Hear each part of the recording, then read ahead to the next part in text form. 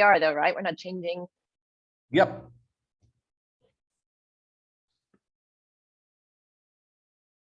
Hello, welcome everyone who's just joining us. This webinar will be getting started in just under 2 minutes.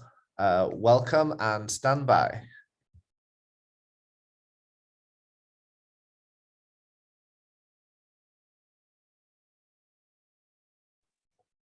Hello, welcome to everyone joining.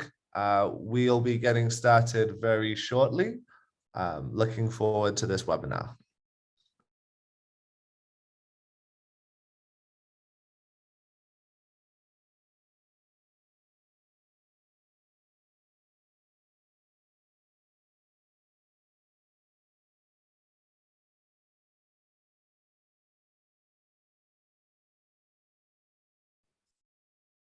Welcome to everyone joining. Feel free, if you'd like, to go ahead and introduce yourselves in the chat. Tell us a little bit about yourself, where you're joining from, what your connection to Malta is, or what your interest in Malta is and why you're here. We'd love to hear about you, and the webinar will kick off in just under 1 minute.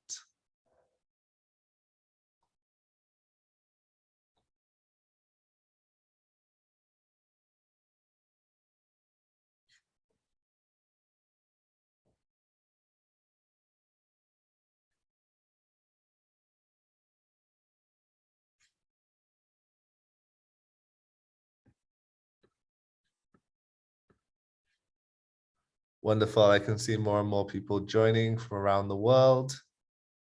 We'll give it another 30 seconds, just allow people to join, and then we'll get started.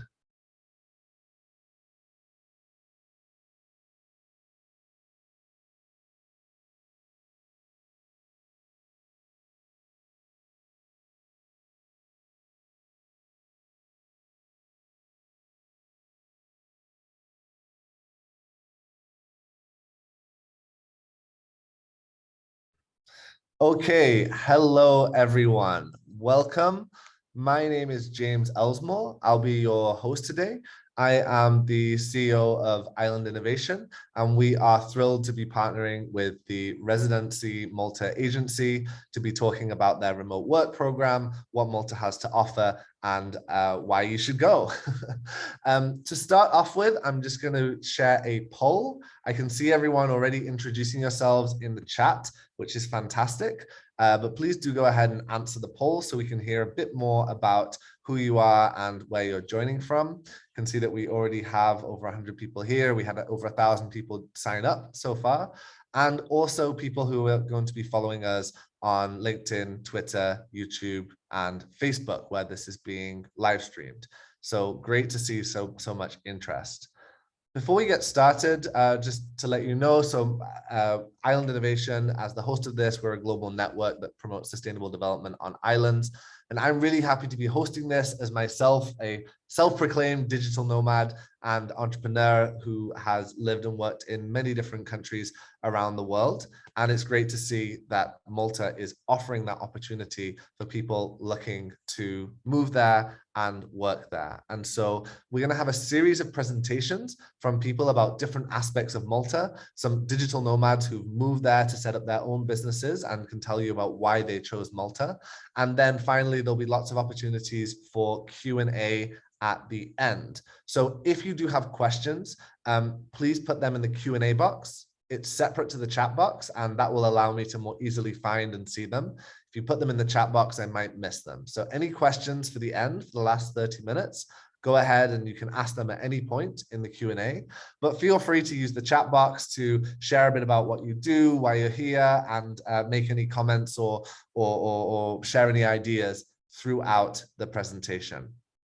Okay, I'm going to end the poll now and just have a look. I can see we have about 1/3 of people joining from Europe, another 1/4 from North America, 1/4 from the Caribbean, and then others from Africa, from Asia, from the Pacific, South America. It's a real global audience.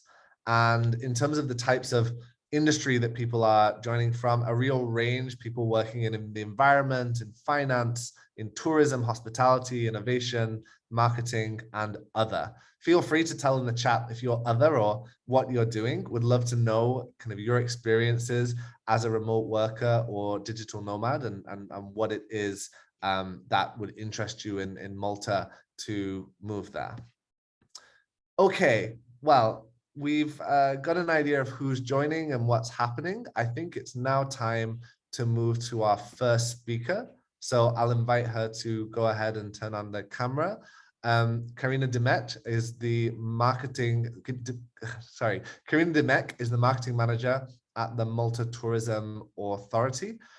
She's been involved in the tourism industry for the last 20 years and is going to tell us about what Malta has to offer. Karina, I'm hoping that you're able to come on screen. Yes. There we go. How are you doing today? Malta, 12 points. Wonderful. Hi, everyone, and thank you for joining us today. Hi from Malta.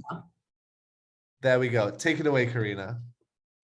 So I have a very brief presentation today, and I'm basing myself mostly on visuals because we want you to see the best that Malta has to offer. James very kindly is going to be helping me to move from one slide to another. So the definition of a nomad is a person with no fixed abode who travels to find better conditions, a very old notion that we seem to have forgotten. And thankfully now in the digital age, we are going back to. Next one, James.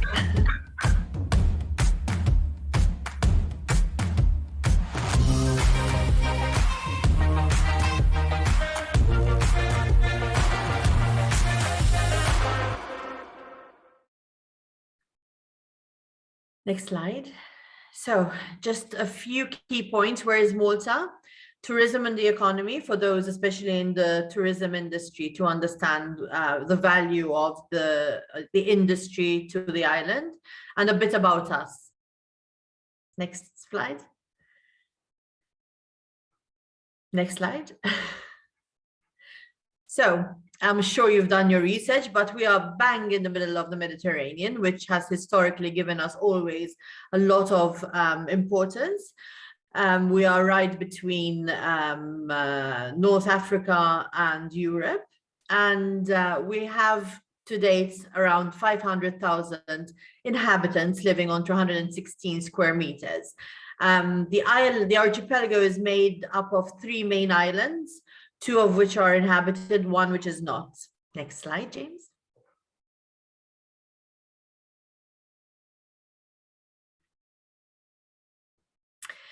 So Malta, as I mentioned, is the largest island of the archipelago. It is the cultural, commercial, and administrative center. So all parliament and all administration is held from Malta, but obviously Gozo holds representations of each government department. Next slide, James. Gozo is the 2nd largest island. It is definitely more rural than Malta is. We find, in fact, that many digital nomads that come to Malta gravitate towards Gozo because of mainly the outdoor life, which is much more present in Gozo, even though it is available also in Malta. Next slide, James, please. As I mentioned, Comino, which is the uninhabited island in Malta, has 1 hotel, which is currently closed, but will be opening in the coming years as a fully sustainable eco hotel. One of the most famous sites in Comino is the Blue Lagoon. As you can see, very crystal clear waters, great for hiking, for diving, and camping. Next slide, please.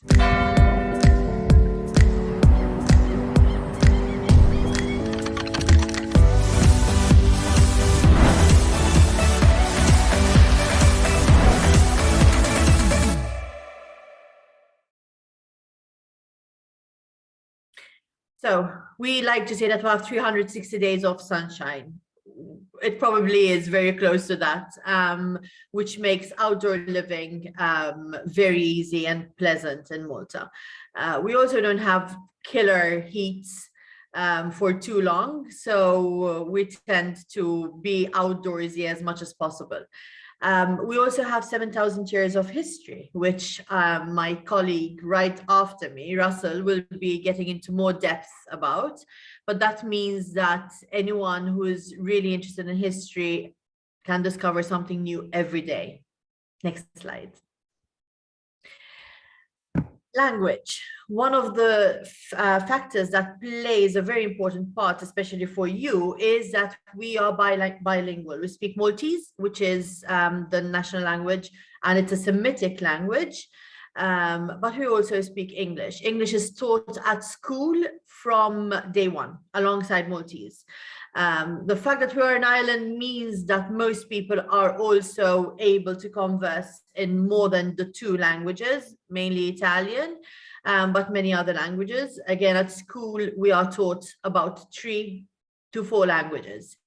So communication is very easy in Malta, even for legal documents, which is important to note. Most businesses is held in English. Next slide, please. This is again more information about the language.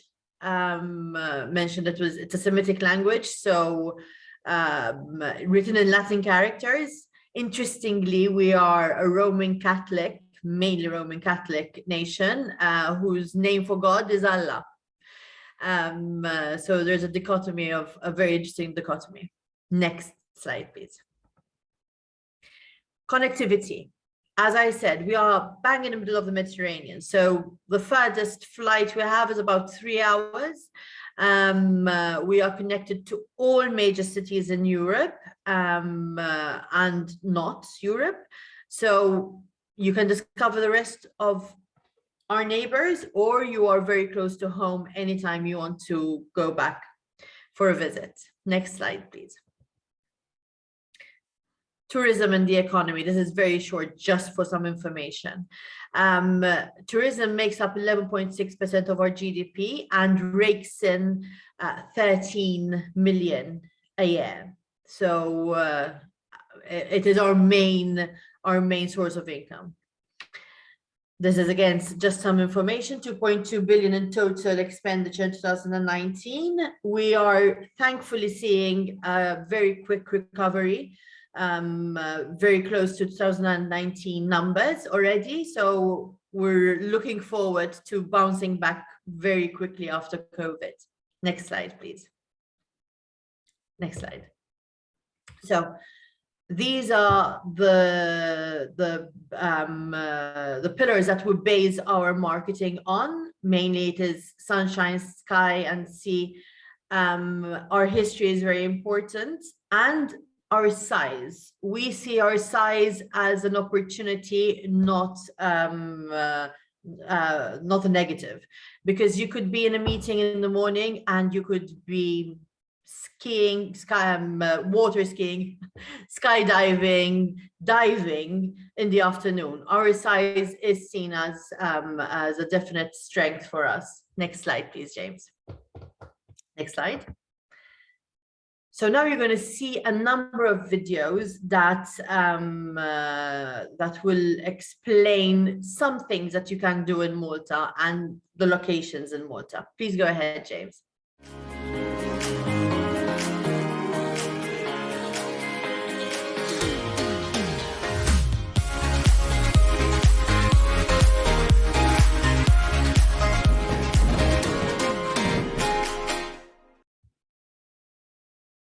Next slide.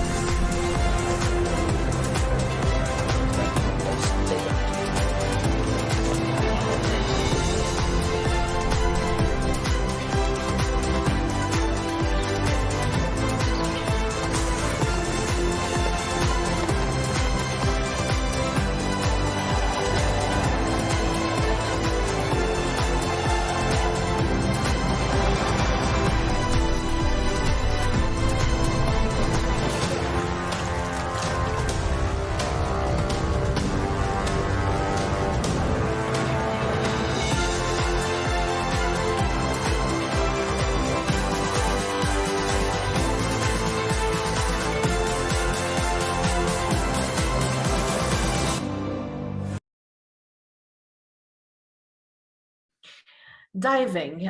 Diving is a very, very important industry in Malta. We have over 80 dive sites, ships and creeks and caves. The Heritage Malta, in fact, have a number of historical dives, which Russell might mention. It is important to note, especially for those who are interested to travel with family, that in Malta is the only place you can get your paddy at 10 years old.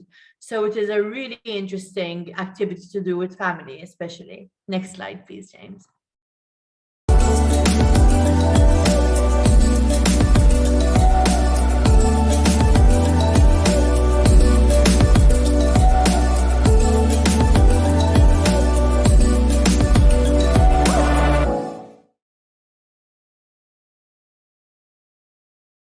Next slide.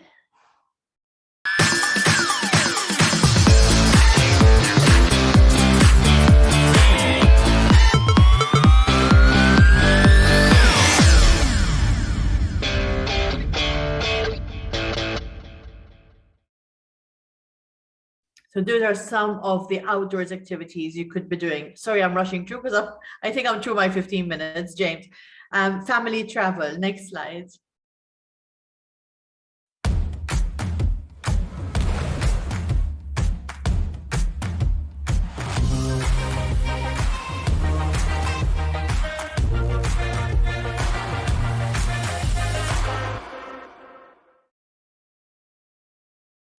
And now for the last video of my presentation, gastronomy.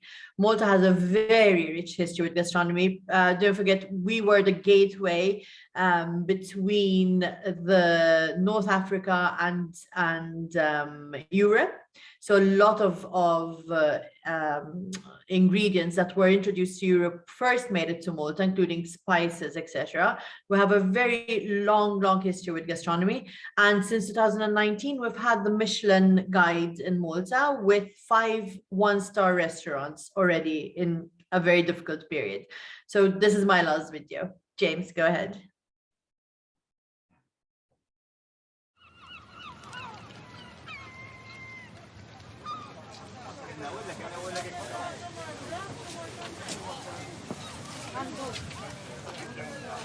Maltese food is it's amazing. I think our food is like our language. It's very difficult for many people to understand because there's a lot coming from a lot of different, countries, a lot of different influence. So there's a variety of flavors, of intensities, colors. There's a lot to understand. Many people know very little about traditional Maltese food.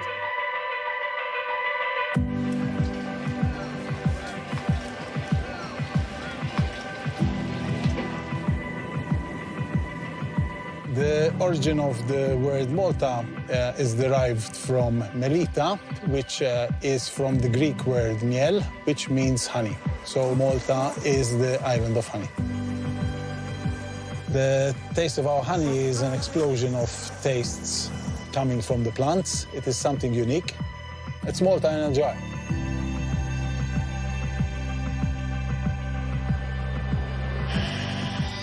The Maltese ġbejna is a very small cheeselet. I always know my mom and my grandparents doing the cheese, but we don't know how back it goes. Probably it goes centuries back.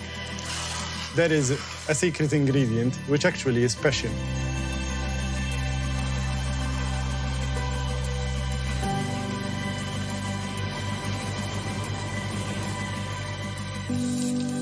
You are in bakery, which is since 130 years in family hands. We are doing the traditional ftira. It is filled with Spain cheese mixed with eggs, some pepper and potatoes, and then closed with a bread dough. You have the bread, you have the cheese, it fills you up, it makes you happy.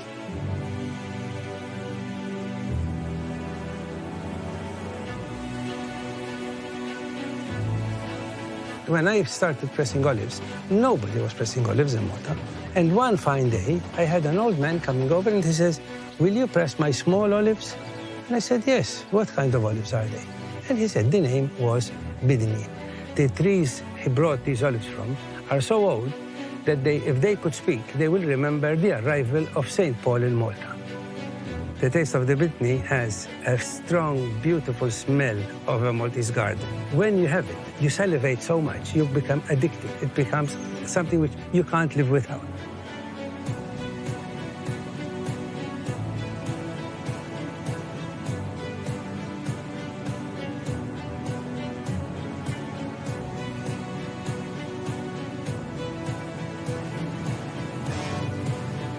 Every summer, we harvest the gifts of the sea. This type of salt, it's the best because it's just pure, just seawater and the sun, which does the magic. I have very beautiful memories here. I used to come every summer with my parents, witnessing them harvesting the salt. I am the 5th generation. Now it was time for me to continue this trade.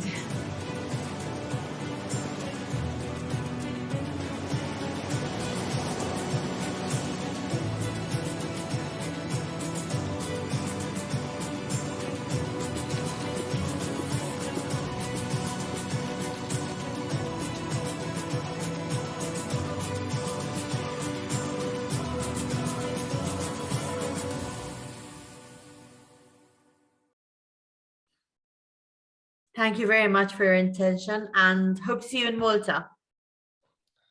Amazing. Thank you so much for that, Karina. I think what that really gives us all is an idea of the confluence of cultures that Malta has to offer. So I was trying to keep up with some of the messages. We had nearly 100 messages come in and at least 10 questions already. So lots to discuss, and we'll make sure to cover as much of that as possible in the Q&A. But now I'd like to move on to our next speaker. And we'll be talking about Malta as a cultural experience. And so Russell Muscat is the International Relations Manager at Heritage Malta, and he is going to be telling us more. So Russell, over to you. First of all, thank you for this invitation, and I hope that we all see you here in Malta as well. So let me share my presentation.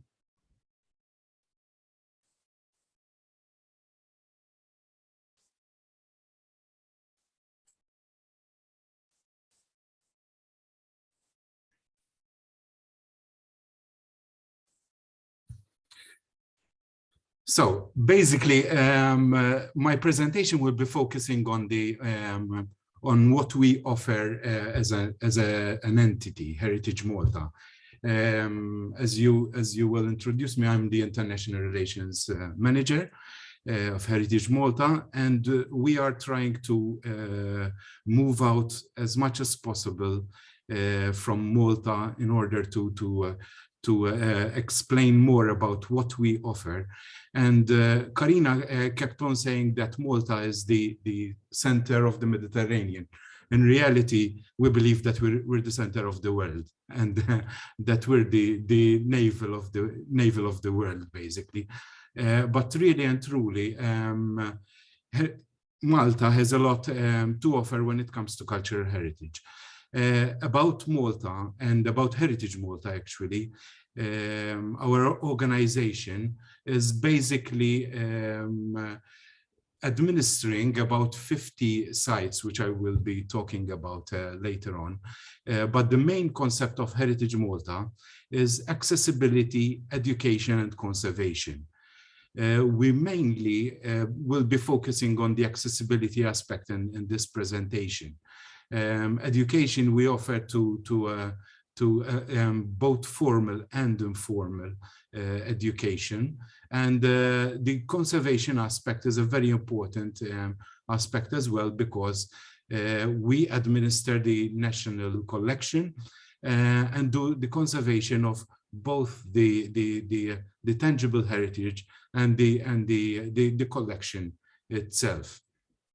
So if we had to look at Maltese cultural heritage, we can look at it from and what we offer. We can look at it from different perspectives. We can look at it from the historical aspect. So there is a timeline that we will be discussing. Thematically, we have a spectrum of subjects that we cover. The reach, the type of audiences that come over to our museums and sites vary a lot as well.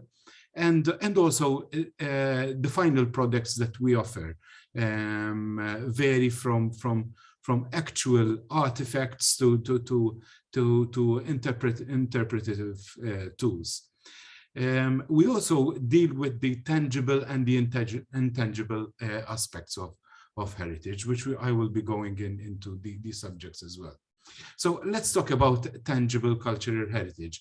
Tangible cultural heritage are the items that refer to physical artifacts. So basically, these are things that are produced, that are maintained, and that are transmitted intergenerationally into a society. So in this respect, we have a variety of tangible cultural heritage, varying from monuments, which people can visit, to artifacts that people can interact to. The other aspect is the intangible cultural heritage.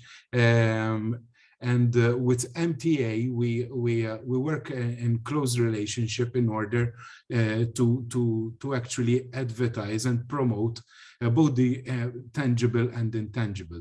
The intangible are the impalpable items, things that you don't actually have in physical format, but I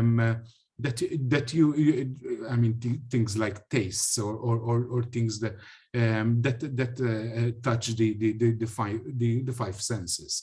And this is an area which Heritage Malta has lately been investing also, because it attracts a number of audiences to Malta and to cultural heritage sites. Heritage Malta offers a number of sites. Basically, we have around 26 sites open to the general public around Malta.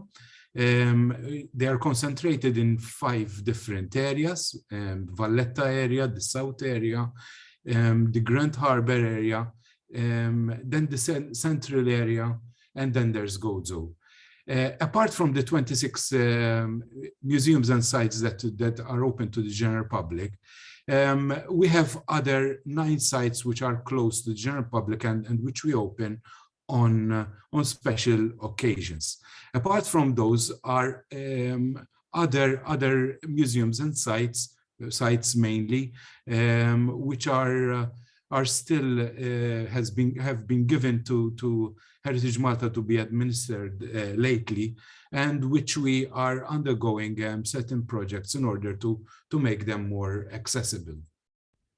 So let's start from the historical aspect. I mean, Malta boasts of a myriad of let's say, cultures that pass through our island. We are a very multicultural island, and our history goes back to 5200 BC.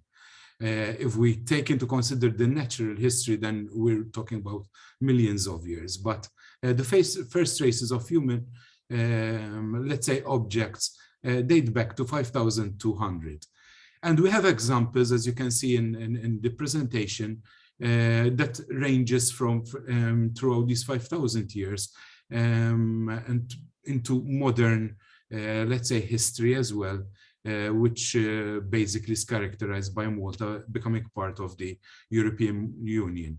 But throughout the ages, I mean, we had a lot of cultures passing by and leaving their effects on the island, from the megalithic age to the Bronze Age to Phoenicians, Carthaginians, Romans, Byzantine Arabs, and mainly all of these cultures have left their imprint on the island, and these are available through museums and sites that we operate.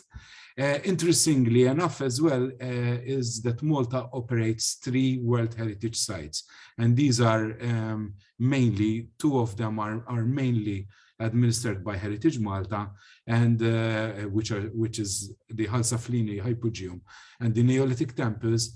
And Valletta then is a collective effort, which we also give our input.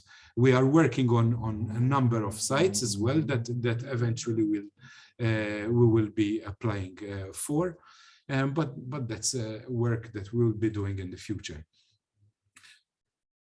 We have a range of museums and sites, as you can see from the slides. I mean, we operate and administer museums and sites that vary in size and format, and vary also in the history that we offer.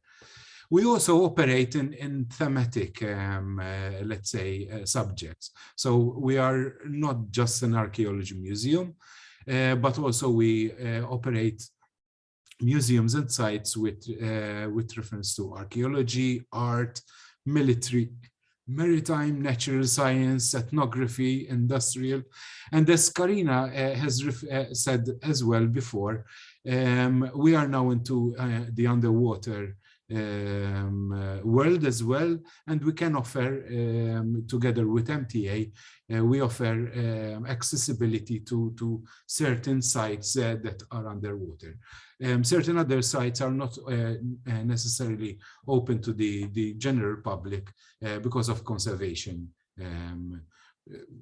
issues. So as you can see from the slides over here, we offer a variety, let's say, of subjects that could interest anyone. How do we offer these? We can offer them through a physical format. So basically, we are changing, not just opening our museums and sites for people to visit, but also the way people interact to these sites.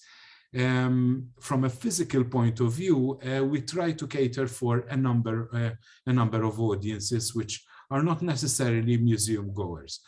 So we try to take into consideration as well the people that not necessarily are interested in particular subjects, but are basically carried along to the sites. We also try to pinpoint specific subjects, and in order to make things more appealing, we create events and we create conferences in these sites. From a digital point of view, we obviously, and especially during the pandemic, we were interacting a lot with our public, also through the digital means. So basically, as I was explaining to you, we can offer various ways of how to interact with our audiences through physical means, through digital means, through interactive aspects, through reproductions, digitized items, things that can happen on site, things that can happen off site as well. But before I close, I would also like to point out to you that Heritage Malta offers a number of services that cater for specific audiences, and this can move on to conference organizers. We are also doing a lot of research on the culinary aspect as well.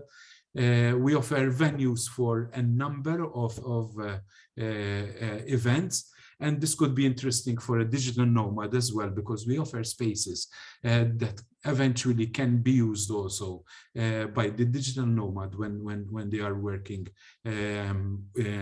locally, and which can be opened up, especially if you have meetings and or presentations that you would like to do. We basically offer these kind of venues for these events. Thank you for listening. If you have any questions, I mean, would be obliged. Thanks. Thanks so much, Russell. That was a really interesting presentation. I think it gave us a lot of background about Malta, and was very useful. So with that, we'll move on to our next speaker. There'll be time to come back to Russell and ask some questions later.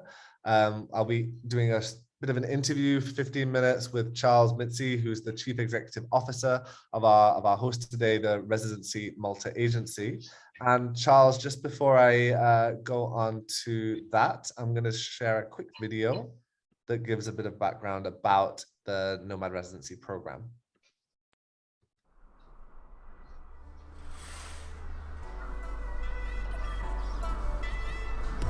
The way the world works is changing.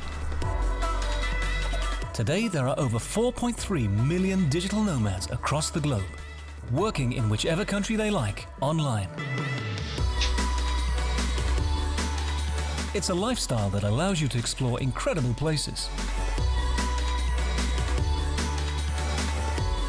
socialize with people from around the world, and delve into fascinating new cultures.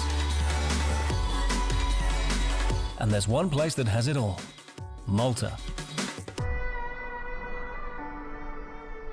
This Mediterranean island boasts the EU's fastest growing economy, nationwide 5G, and counts English as an official language. It's a country deeply rooted in history, yet is at the forefront of modernity. It's a place for those with a taste for adventure, with over 300 days a year of glorious sunshine and more memorable nights in between.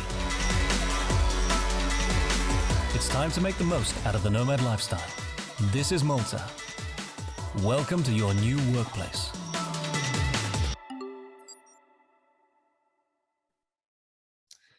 So, Charles, glad to see you here. How are you doing today?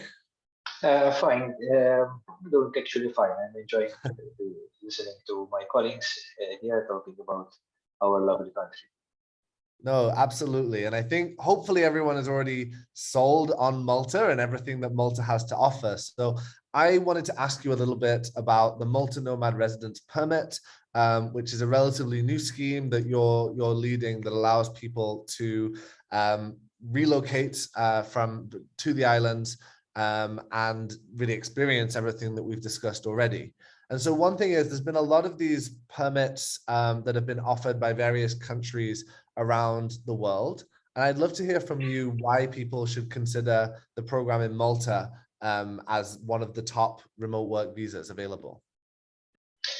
My colleagues, Karina and Russell, have made my life a bit easier today because they have explained very well what our country has to offer. So I will not really go into a lot of details because I think everyone has got a good grasp of Malta is all about.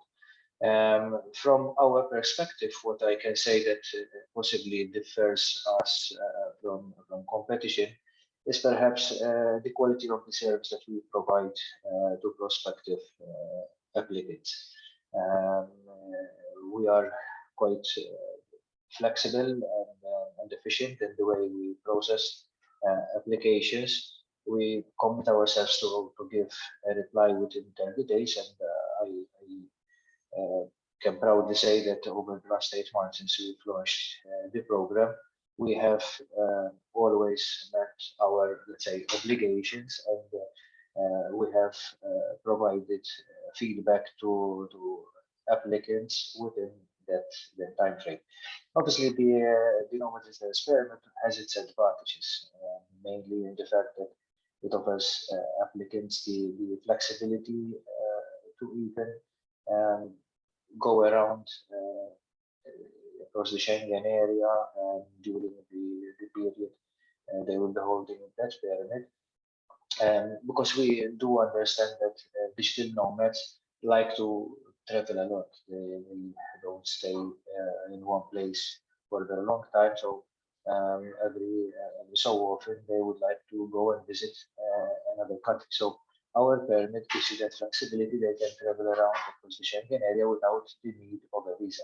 Obviously, would prefer and would welcome all the digital nomads to come and stay in Malta for a very long time, if possible. But we, at the same time, we are very realistic, and we have devised a program which offers them this flexibility. Okay, absolutely. So you maybe answered some of this, but I'm curious to know who should consider this. I mean, what range of people can apply or should consider it. And Charles, I just wanted to note as well that you might have to speak a little louder. The sound is not the best quality, just so you know. Okay, is it better like this now? When we launched the digital nomad residence permit 8 months ago, we have obviously have discussed this a lot with the digital nomad community here in Malta, because the concept is not completely new to Malta. There has been Europeans who have stayed in Malta working here remotely, and there is quite a considerable community, but mainly comprising of EU nationals. So they don't need any permit, they just come here and sort of decide to stay for some time in Malta. So what we have done basically is to extend this concept to third country nationals. So people, non-EU nationals, and we are extending sort of, let's say, the invitation for them to come to work remotely from Malta. So primarily, the Nomad Residence Permit is targeting third country nationals. So to come, they need sort of to meet a number of, let's say, program requirements. The first one being that they must earn a minimum of 2,700 euros per month. They can either be employed with a company registered outside of Malta, or else they will be freelancers doing work for companies outside of Malta as well, or else self-employed. So they could be a self-employed who would eventually operate their business from our country. The program is not limited to any particular job, so it's quite open-ended. What we've noticed that majority work in IT and marketing and doing freelance and consultancy, but the program does not limit any type of industries. And another important factor is the fact that it's also open to family members. So if someone would like to come with the partner or even children to work from Malta, they are more than welcome to do so. Can you talk through a bit about the process? So how does one apply? What are the steps, and how long does that normally take? So the process is quite easy, and it's all done online. So it starts with applicants. So applicants can eventually apply directly with us. They fill in a number of forms which are available online and send them to us through a dedicated email. From there on, our customer care team will engage directly with the prospective applicants and guide them on the process directly. Then from our side, we'll obviously review the applications. We conduct due diligence on that particular applicant. And if they meet all the criteria, we will send them the letter of approval in principle. The next step for them would be eventually to purchase a health insurance premium to give them peace of mind that eventually if they come to Malta and they fall ill, they would be adequately covered with a health insurance policy. And they would also need to give us proof of accommodation. They can decide to stay with their friends. Possibly they have some friends here in Malta. They could possibly rent an apartment on their own, or sort of rent a room in a guest house or in a co-living hub. So as long as they provide us with proof of address, then they would eventually be able to get the residence permit. Fantastic. So in terms of this, can you talk us through about the benefits of the program? How long can a successful applicant live and work in Malta? And also, what does that entitle to them to? Are there any restrictions that people should know for working or for businesses? How does that work? Normally, a nomad would apply for a 1-year permit, but they would have the option to stay for a shorter period. Let's say, for example, 6 months. But normally they go for a 1-year option.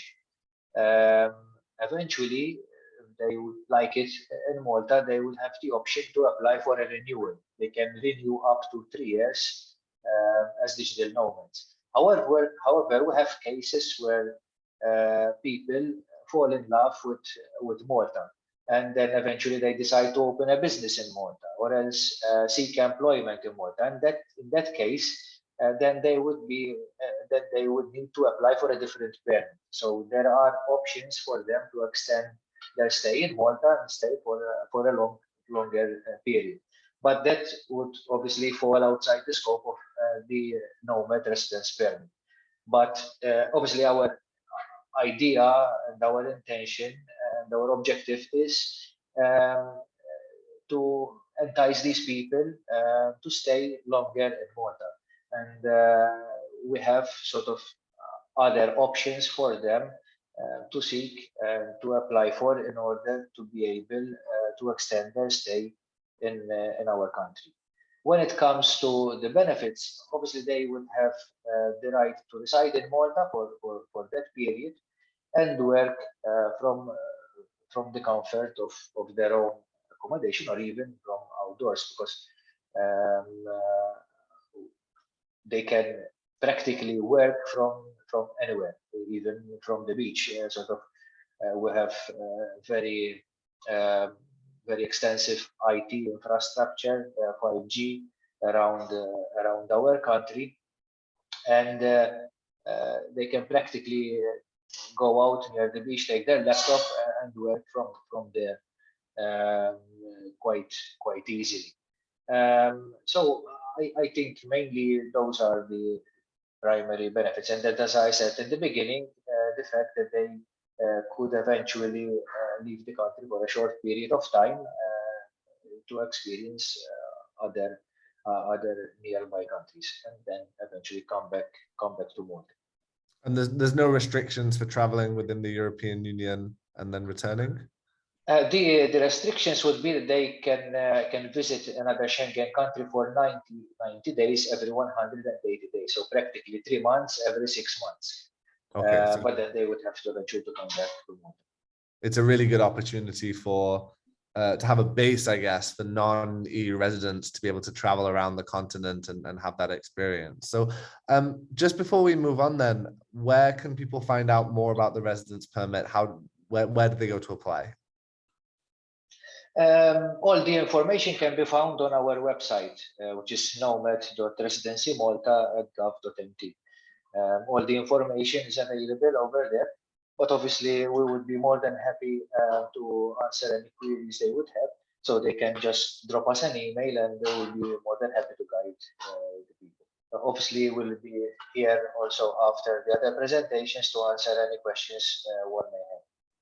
Fantastic. Thank you so much, Charles, for that. I've just added the link in the chat in case anyone wants to go and have a look. And as was mentioned, there'll be plenty of time for questions towards the end.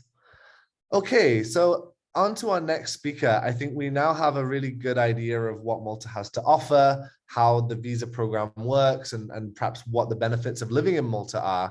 Let's hear from some people who have moved there themselves. So Melissa, if you want to come up onto the screen. Melissa Lam is someone who has relocated to Malta herself, a digital nomad and entrepreneur from the west coast of the US. Is that right? Where are you from, Melissa? I'm from Oregon, which is just above California on the west coast. From Oregon. Okay. So, well, tell us a bit more about yourself. What allowed you to be able to move to the other side of the world and live on a beautiful island? So right after university, I started traveling, and I had the opportunity to work with international media. So I did special advertising sections for media like Fortune and Time magazine. I traveled 11 months a year for about 15 years. I was a real nomad for the, the majority of my career in life. And in 2015, I was actually assigned to Malta to do a section on the country for Time magazine. So I spent about 3 months in Malta on assignment, getting to know the people and business community, the culture, and really started to see what the benefits were in promoting the island and in this project I was doing. So that was my first experience, really getting to know the island itself. So how long have you spent on the island now? So yeah, 2015 was when I was first assigned. While I was here, I was offered a job. So I moved back in January of 2016. So I'm 6 years here in Malta now, and started on the Nomad Residence Program last year. Okay, so you're on the Nomad Residence Program. Yeah. Does that and I guess with that then, how has that impacted your work and business, or what does that allow you to do, or maybe just how has being in Malta impacted your work? Yeah. Well, so first of all, just to say that the Nomad Residence Permit, which is the permit that I'm on now, was the perfect fit for what I need to be able to do. So I had been living in Malta on a contract employed by a local company, and that was really fantastic, and I loved living here, and I'm very much established here. But then I had the opportunity to work for a company that's not based here in Malta, and it was an opportunity I didn't want to pass up. So I was really, as a third-party national, as an American, I have to have some kind of work visa. So I was really struggling to see what that was going to look like. And then the Nomad Residency Permit came up last year, and it really ticked all the boxes for me. So as a third-party national employed by a company which is outside of Malta, this actually is a partnership that I have with a UK-based firm.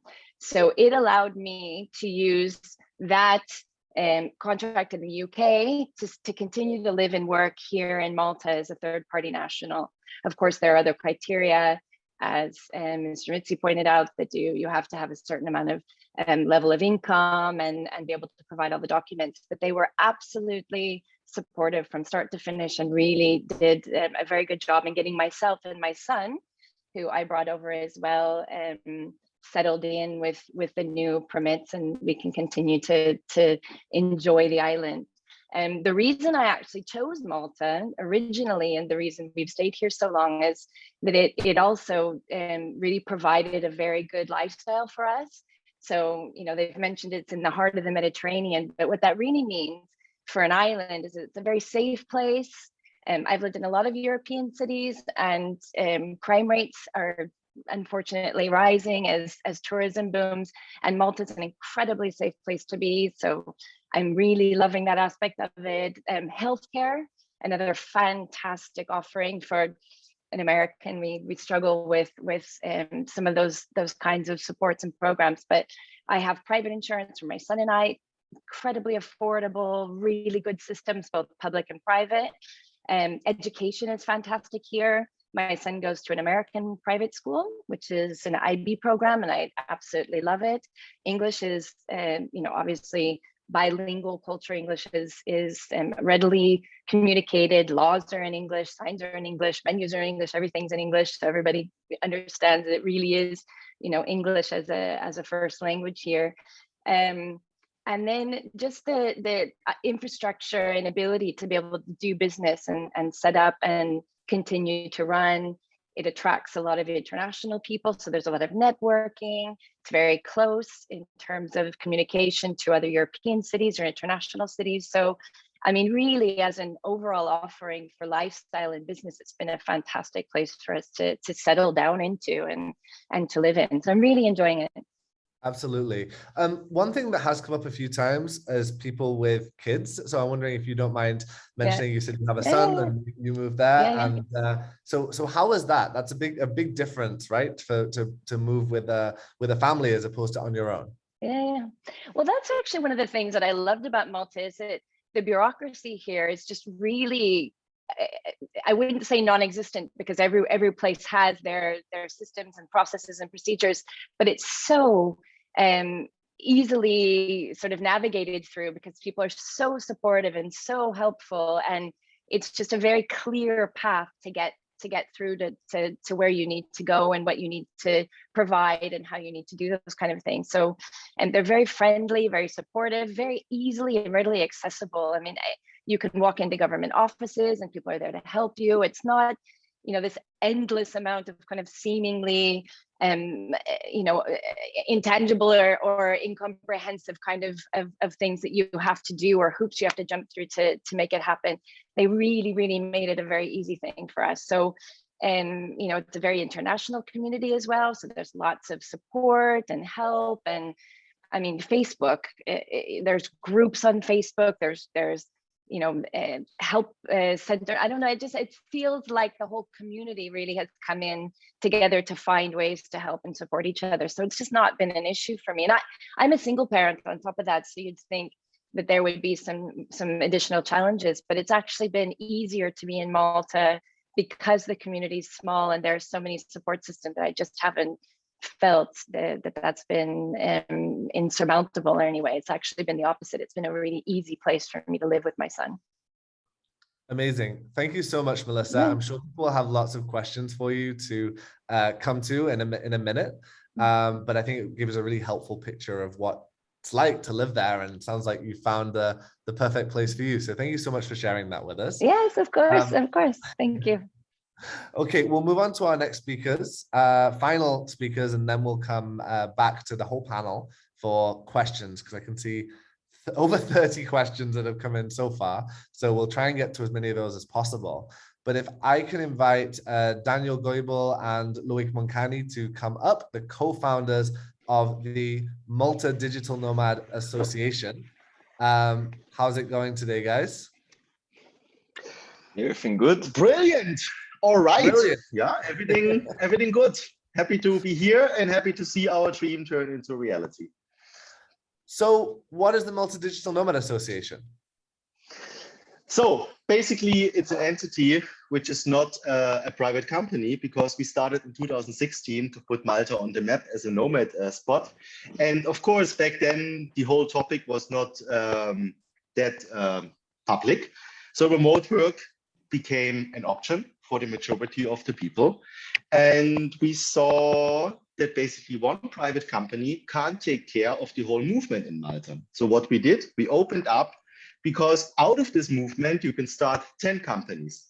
So our goal is basically to be the bridge between the nomad community and the local entities. So companies, yeah, politicians, governments, that's what we do. Okay, interesting. And I presume you guys as digital nomads have lived in many places around the world, or at least traveled and worked from different places. So why Malta? Why? Loic, go ahead.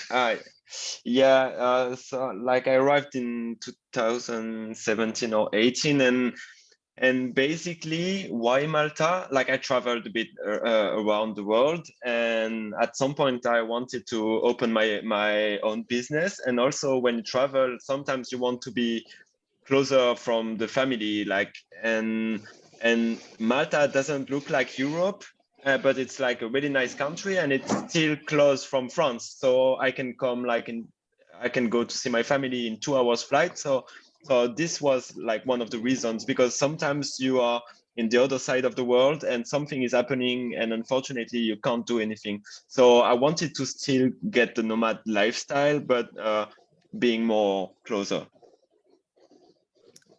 Absolutely. Did you have anything to add to that, Daniel? What is so special about Malta? What Melissa already said, it's an incredible, safe, positive, and progressive place with a lot of heritage. So for example, I nearly never lock my front door. I just leave it open sometimes. And to find this somewhere in the world is really special, but at the same time, still be in Europe and still be in an urban area. So yeah, That's why Yeah, it's and so like, special. if I can just like add something about this, it's about the opportunities, the business opportunities. Like basically, I arrived in Malta. I couldn't speak English. I arrived. I found a remote work job within 1 week for like a German company. There was a nomad in Malta. She gave me a job, and I worked for them for like 1 year. And then I traveled, I came back, I opened my business, and I found many clients and many opportunities. Like the network is like incredible in Malta because there was so many expats, foreigner, like living here, moving, coming, going, and yeah. And of course, Yeah. you have that amazing connections. So if you need to travel around Europe or do any travel for business, you have direct connections all over Europe. But you mentioned exactly that's the best thing. Yeah, you mentioned that community aspect. And I know for me as like a digital nomad, it's sometimes daunting to go to a new place and you've got to figure out, okay, you're going to meet people, and some places do that more than others. So let's talk about community. Like, what does Malta, and I guess you guys as the association can offer this? How does that community aspect come in as a digital nomad going to Malta? It's So go Daniel. So like what I see is basically, what is a community, first of all? What makes a community? And in the end, it's human interaction. So what comes out of it? Often this is not happening online, this is happening in real life. People interact with each other. So I think the benefit of Malta is, compared to some Asian countries, which are 5 years ahead of us, that we are not creating a separate bubble of society. We integrate with the existing community, because you already have 10,000, 15,000 IT workers living in Malta who have 80% the same values like nomads, and this industry is also turning now into a remote industry. So it's a total fit. So our community, it feels really honest and has a deep impact on the life of people. I think that's so special. Yeah. Yeah, like for example, we are organizing Nomad Sunset Clubs, like one event every 2 weeks, which is like bringing around 100 or more people all the time. Like it's always full. And the interesting thing, as I say, like people come, like some nomads are coming, then they leave, they travel around the world, and they always come back. They always come back at a certain point because they made some friends. They always come back, yeah. And I think like also a lot of foreigners or expats, like or nomads, are falling in love with Malta, and they are falling in love with people in Malta because like they are always friendly. So yeah, that's the good thing about like the community. Like it's really honest. I guess a lot of this conversation has been has been directed at people who are already digital nomads and have that ability to travel. But actually some of the questions and comments that have come in are from people who are aspiring digital nomads who don't have that job yet or haven't figured out how to work while traveling or living in a different country. So yeah, I mean, you mentioned a bit about that in your experience, but it'd be great to hear, like, for someone who wants to do this and isn't sure how, what do you suggest? Yeah, like, and I think that this is coming more and more because, you know, like with the pandemic, a lot of people in our countries like France, US, Germany, they are bored. They can't anymore with all these restrictions, or like it's really heavy to live there, and like they just want to find different way to live. They can't anymore with their work. They saw that you can live your life in a different way. You can find a job that you like. You can work remotely and spend more time with your family, or like doing something you like. And I think that's like not really related to nomads, but that's related to people who really want to improve themselves and have like a life with a purpose. And so now they are all looking for a remote job to get started in real life, which is not only working. And also, let me one aspect here. I think the term digital nomad is a marketing term. This will fade away. in the next years. So of course, this movement was always super extreme. We welcomed nomads, we lived with them, and they are the pioneers. And the pioneers will fade away. And the big move will come from Thomas from Germany or US, who has the ability to work from home and can actually go now to Malta and live here and save money with lower rents. And this is where the big breakthrough will come to. Of course, in a moment, we talk about digital nomads, that's still the term, but the driving factor behind is remote work. So the movement is far bigger. Yeah. Absolutely. So just before, I have one more question for you. Just want to remind all of our audience that this is being streamed on social media. You'll find the links in the chat, and feel free to share the link on Facebook, LinkedIn, YouTube, or Twitter. So you can see it on all of those platforms. But also the recording is going to be available. So if you want to share this, I know a lot of people have been asking for a copy. We will be sharing the recording afterwards. While you guys answer this question, I'm going to ask the rest of our speakers to come on, and then we'll go straight into the Q&A. But a lot of people are asking about the cost of living, finding an apartment, these kind of practicals. I just saw, just as I asked that, Alison's just put in the chat, how's the cost of living? So everyone wants to know, maybe how does that compare to living in other parts of Europe, and how is it to find accommodation, for example? To find accommodation is super easy, actually. I think you should look for a long-term accommodation once you are here in Malta, before you just book an Airbnb or a hotel or a co-living for a limited amount of time, and then you find your apartment once you are here. The cost of living, I would say I would compare it with Germany and France. It's not a cheap country in particular, but of course you can find cheap food still, but it's comparable to France and Germany, I would say. So of course you can survive with 800 euros, but probably 1,800, 2,000, no? Loic, what do you think? Yeah, no, like I think on average it's like €1 or €2 cheaper than France, for example, for the food. Yeah, but on the other hand, you have really cheap public transport, which is really well working. So you can use a car, to use a ferry, to use a taxi. You have free public Wi-Fi, which is a good thing. Mm-hmm. And also like, yeah, the health insurance, there is plenty of nice things. Yeah, you can have a coffee by the sea for €1.40. So it always depends, but you can also go out for dinner and pay €50 for a meal. So it's not the cheapest destination, but it's also, if you're coming from London or no other big cities in Northern Europe, then it's going to be good. And you have the benefits of living in Europe and all this high standard of living that you mentioned, which is really great. So I can see our whole panel is back on screen. So welcome everyone. We've got just over 20 minutes now for discussion.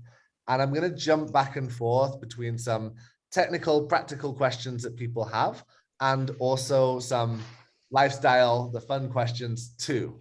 So thank you, Daniel and Loic. Really appreciate your insight, and I'm sure we're going to hear some more from you in this discussion. There's a lot of speakers, so if I say something and you want to come in, just give me a wave on screen. We don't have a more technical way of doing that, so just give me a wave and I'll call on you, so we're not all speaking at the same time. I have a question about insurance. I know this is a requirement. Maybe Charles, this is a good one for you to come in on. I guess health insurance is the obvious one. I know Malta has a good healthcare system, but it is a requirement. Can you just comment some more on what insurance people need to have, and maybe give some rough ideas of prices that's necessary? So basically what we ask for is a health insurance and medical insurance, so that sort of you can eventually avail yourself of both public and private healthcare system in Malta. The health insurance, obviously the premium price depends on the age of that particular applicant, but from what we see, on average it costs somewhere between 150 to 250 euros per annum. Obviously it depends on the cover provided, but I would say on average, let's say 200 euros per annum, you would be covered. Okay, that's good to know, because that question has come up a lot for people here. Another question I've got, which is about Gozo versus, I guess, life on Gozo versus life on Malta, on the Big Island. I don't know who on our panel has some experience in both of those, or can maybe comment about the difference between living there, or maybe even within the main island, between living in Valletta and other parts of the island, to give people an idea. Okay, Malta is a small country, but the variation that is on offer there. Anyone keen on that one? Melissa? I was just going to go back to what you said about family. So Okay. Gozo is absolutely fantastic in terms of a place to live, and the commute back and forth because of some traffic issues on the island would make it a little bit difficult if you were going to try and come in every day. Although I worked with colleagues in the past who've done it, it's absolutely a stunning place to be. So don't get me wrong, but there aren't the same infrastructure offerings in Gozo in terms of schools. For example, there are some schools for younger children, but then it gets a little bit more difficult as they get older. So if you were a family with you know elementary school to high school kids, you wouldn't have the same kinds of offerings there. There are some shared workspaces now there that are some interesting places to work, some hubs that are interesting, but primarily right now, at least in my space, and I guess the guys can share different opinions, but I would go there for like a weekend getaway, which seems really funny because we're in a very small island community anyway, but like I rent a house where I would get a pool and be able to kind of just relax for the weekend in Gozo. So it would be a holiday destination for me, which is kind of ironic because we live on a holiday destination in general. But I was just going to comment on the fact that working there, if you're doing just pure remote work, would be fantastic. But if you were thinking to commute and network and have access to a little bit more of the contemporary sort of life, you would be having to commute quite a bit, which can take, because of traffic, 30 minutes or maybe up to 40 because of the ferry. Fantastic. I see, Loic, you have a comment on this? Yeah, sure. Like really, like I think the definition of Gozo is kind of a retreat island, like when you want to go away like for a weekend, but also a lot of nomads. Actually, Gozo is really famous for nomads who wants to do yoga retreat, like really like self-development, and really going like in Gozo for this kind of retreats, yoga therapies, like renting a house with friends, or like doing a pop-up co-living. And just like to share an experience we had with nomads back in like 2 or 3 years, like with the community, like we went sleeping under like a 2,000-year-old temple in Gozo 2 years ago with like a lot of nomads from US, from different countries, and it was like a huge experience for all of them, like under the stars in Gozo, just camping, and like, you know, it's providing a real good experience when you can see like all the sea around you in 180 degrees. It's crazy. Like you can see so many beautiful things in Gozo. Amazing. I just wanted to let everyone know there's a lot of questions coming in. I'm not going to get all of them, but our team from Residency Malta agency are actually typing in some comments. So if you asked a question, I can see that they've been typing in some answers as well. And so we'll try and get you answers as many as possible, but also we'll put a link in the chat, an email in the chat as well for the agency team in case you have any follow-up questions afterwards.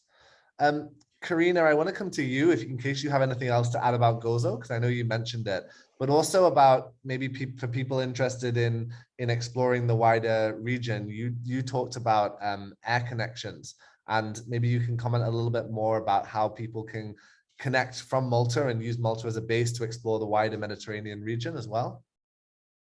Well, regarding Gozo, I do agree with Melissa. Depends greatly on the nature of your work. If you are totally independent, needing very little but a Wi-Fi connection, then yes, I would say Gozo is especially if it's family.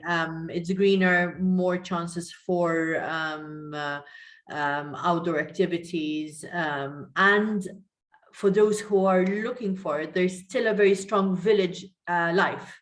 So you know, you can live in a village, go to the village bar. In Gozo, you very quickly become a local. So if that is what you are looking for, then Gozo is really the place to be. The same can be said about a lot of smaller villages in Malta. You mentioned, is there a difference between living in Valletta or Slema or other villages? It all depends on the experience you want to have in Malta. If you want a very metropolitan, busy, you know, always something happening, then yes, Malta, yes, Slema, St. Julian's, Valletta area. But if you want something more authentic, if you really want to slow down your pace, then it's villages or Gozo, or try camping in Comino on a permanent basis. Regarding the connectivity, it's not only air. We have also sea connectivity with Sicily. As Melissa mentioned, and Loic, I think, a lot of Maltese vacation in Gozo. A lot of them also have vacation homes in Gozo, but we also vacation a lot in Sicily because we are so close. It's a 2.5 hour fast ferry to Sicily. So, and from then on, you can be on mainland Italy, but we are really close. So anyone who wants to travel extensively, even for shorter periods of time on the weekend, you know, so you're working all through the week, but on the weekend you want to discover the Mediterranean. Our connectivity is really, really good, and you can be very quickly in a new destination. Thanks so much, Karina. I appreciate that. I wanted to come back. Daniel and Loic commented a little bit on this. Maybe other members of the panel also have some comments, but someone who's coming but also wants to be able to make business connections. We've had this question in many different forms. Some people asking about cryptocurrency, some people asking about risk and compliance, insurance, environmental services, all different sectors that people work in. And it would be interesting to know, I guess, from the business or professional perspective, what opportunities people might have to meet other people in their sector, both other nomads, but also in the Maltese business community, which I think is important. Anyone want to comment on that? Daniel? Unmute, please. Yeah, perfect. So I can, because this is what we do, connect people. I think the opportunities are enormous in Malta. Malta has a lack of great talent, like the whole world has in the moment, no? So whenever you come here, actually the opportunities are bigger than we have talent here. So it's really easy to get a project and you just execute this. And what I find so special about Malta, that networking is so easy. I can be with everyone in the room, no matter which social status they have, we are all equal. Or just like there are 2 or 3 levels of society. In Germany, we have 10 levels of society. So I will never speak to this one CEO, but here in Malta, we are all in the same room and there is no outer shell. So this is really special about Malta. No matter how much money you have, we are kind of all on the same level. And we call ourselves by the first name, which is really special. So everyone calls me Dan. And this is a great setup to do business. So we approach it like human first, and to have a casual environment where human connection can happen, and out of this business develops. So we don't put on our suit and meet for a business meeting. That's not the way we do it in Malta. This is not what we see. Loic. Yeah, and just to add something for the people who are into like really business, startups, and like reaching for investment, like Malta is the best place to test out a product, because like the market is small. You have like a size which is like enough, like in order to get data, and that's why a lot of entrepreneurs are coming to Malta to test out products. So they are launching their application, their startup ideas. They might get funds because of the network. There is a lot of investors from different countries, and then like they scale on in big countries, or like that's really nice to test out a business idea. Anyone else like to comment on that topic? I would just add that that Malta is very innovative in terms of the sectors that is attracted to the island. So I've worked in iGaming, and there's e-gaming, there's the sports betting and casino sort of business. They've attracted the cryptocurrencies, blockchain. I've been in finance with credit cards that facilitates corporate negotiations. I've worked for cybersecurity. I mean, it really, there are a lot of industries which are the nomad traditional sort of corporate industries that you would be able to get involved in. And it's a country that embraces new initiatives, as was mentioned earlier, startups. There just isn't any sort of limitation to what they're open to. You know, there's biotech industries and anything that's out there that's like the latest kind of cutting edge thing. Malta says, great, let's try it, let's see if it works, let's support it, let's see what we can do with it. So it's a very pro business, pro innovative country to begin with anyway. So it's very, very pro whatever the nomad life is looking for. And as the CEO of a company called Island Innovation, I'm very happy to hear that our philosophy that islands are innovative hubs for business is true. Thank you. I think those experiences that you've shared are really fantastic.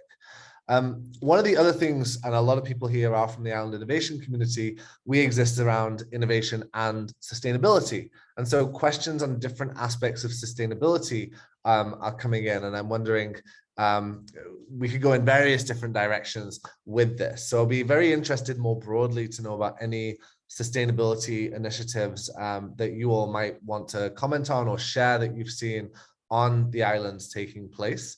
And I would also emphasize that sustainability comes in many different forms. Environmental is one, but we also need to think about social and economic sustainability to see how all of these things interlink.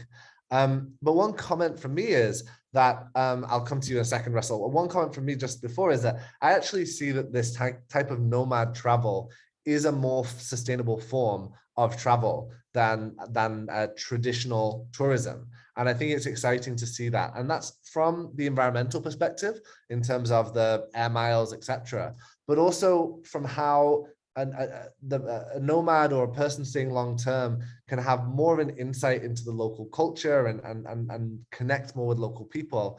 And that ultimately the money that you're spending is more likely to go to smaller businesses and be spread more equally across society. So I do think that in general, the nomad and remote work movement is a force for sustainability as well. Russell, I'd love to hear your comments about sustainability in Malta.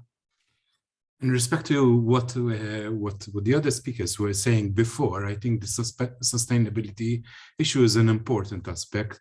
And me coming from the cultural heritage world, where normally you are talking about big money in order to do restoration and stuff like that, we started looking at being innovative in various ways in order to make ourselves a bit more sustainable. Malta being a small island, and obviously, I mean, the audience base is not that big. We tend to diversify in the range of products and services that we offer, and tend to be a bit more innovative in that way.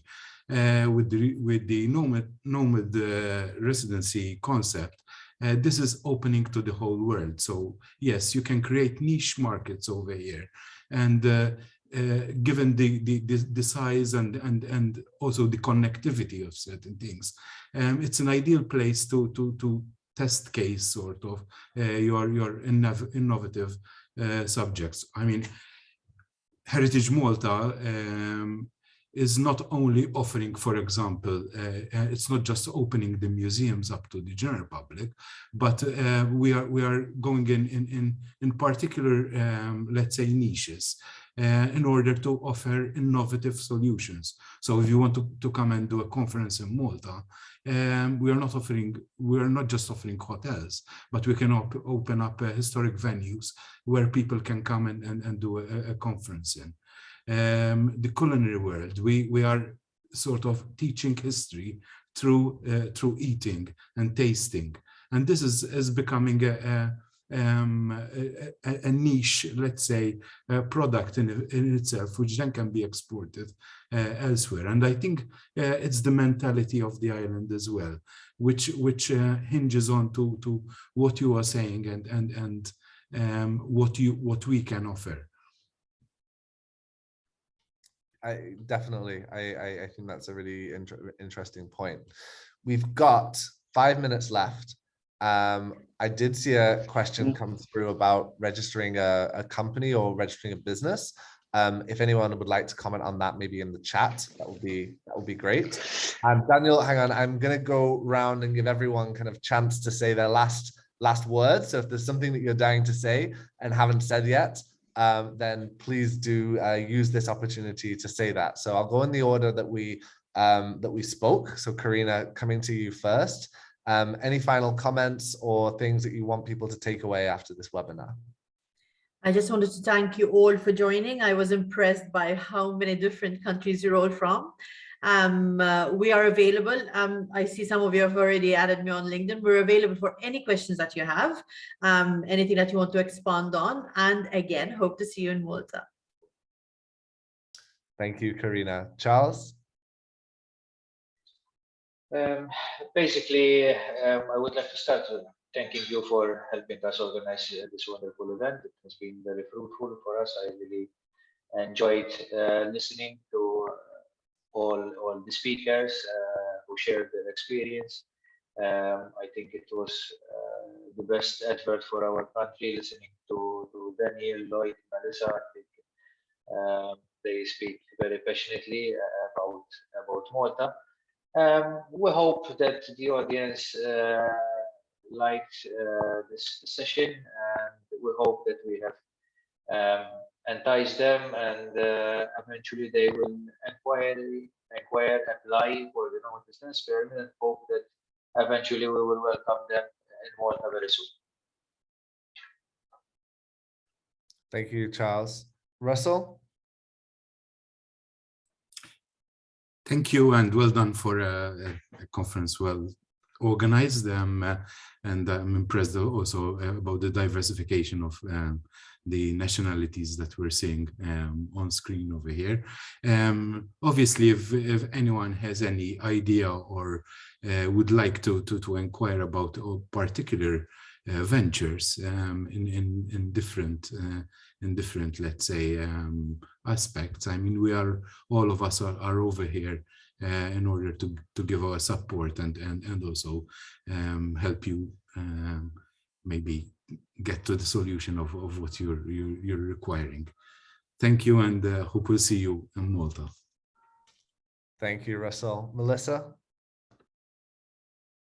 I would just say that for anybody who's really looking at Malta as a place for registering with the Nomad program, it's been an incredibly professional and facilitated, supportive agency with Residency Malta. It was from start to finish an incredible process. It was very quick and very smooth. So I really encourage people to contact them about the program, because I have nothing but positive things to say about it.